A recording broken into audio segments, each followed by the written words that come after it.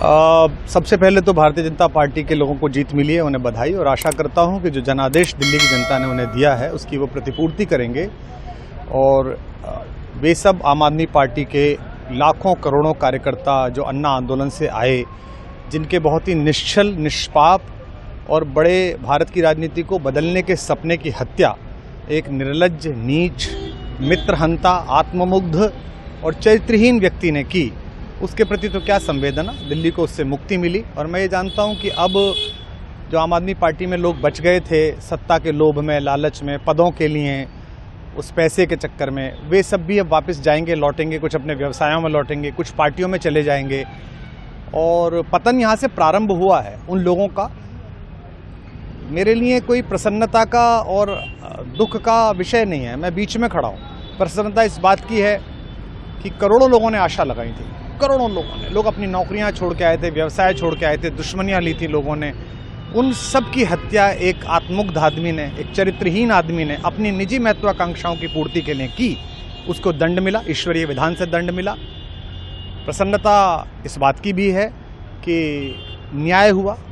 आज जब कहना नहीं चाहिए, लेकिन आज टीवी पर जब जंगपुरा का निर्णय आया और सामने दिखाई दिया कि मनीष हार गया, तो सदा तटस्थ रहने वाली और राजनीति से विरत रहने वाली मेरी पत्नी जो है, उसकी आंख में आंसू आ गए, वो रोने लगी। क्योंकि उसी से उसने ये कहा था कि अभी तो है ताकत, और उसने कहा था भैया ताकत सदा तो नहीं रहती। तो ये अहंकार आशा करता हूँ अगले लोग नहीं करेंगे, जो बाकी दल है वो नहीं करेंगे, इससे सबक लेंगे। और दिल्ली के नागरिकों को मैं अच्छे शासन के लिए बधाई देता हूँ। अब भारतीय जनता पार्टी अपने नेतृत्व में सरकार बनाकर दिल्ली के जो दुख थे पिछले 10 वर्ष के, उन्हें दूर करे। और आम आदमी पार्टी के समस्त कार्यकर्ताओं को कहता हूं कि आपने जिस किसी भी लोभ लालच में, सब कुछ जानते हुए एक ऐसे व्यक्ति के समर्थन में काम किया जिसने अपने मित्रों की पीठ में झुरा घोंपा, गुरु को धोखा दिया, अपने साथ कंधे से कंधा मिला के लड़ने वाली महिलाओं को अपने घर ला के पिटवाया, अपनी निजी सुख और साधन के लिए जनता का पैसा खर्च किया, अब उससे आशा लगानी छोड़ें। अब बाहर निकलें, अपना अपना जीवन देखें।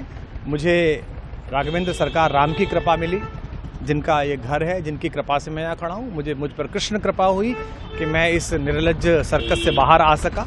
मैं उन सब से भी अच्छे भविष्य की कामना करता हूँ कि वो कोई गंदगी ना फैलाएं कहीं भी, वो लौट जाएं अपने शिविरों में।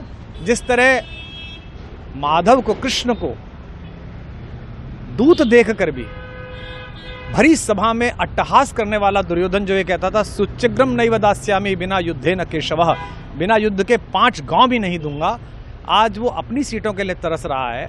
और मुझे पता है कि इस दुर्योधन का अंत भी टूटी हुई जंघा के साथ बड़ा ही दारुण होगा। और भारतीय राजनीति एक कलंकित अध्याय के रूप में इस बौने दुर्योधन को और इसके दरबार के तमाम शकुनियों को याद करेगी।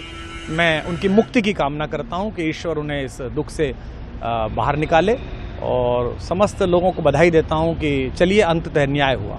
सर, बात करें दिल्ली के चुनाव या यूपी के उपचुनाव मिल्कीपुर को लेकर, चुनाव आयोग पर तमाम तरह के आरोप लगाए जा रहे हैं। अखिलेश यादव जी ने कल कहा कि वहाँ उपचुनाव में मिल्कीपुर, ये राजनीतिक विषय है, इस पर मैं राजनीतिक कार्यकर्ता नहीं हूँ, तो इस पर मेरी टिप्पणी शोभनीय नहीं है।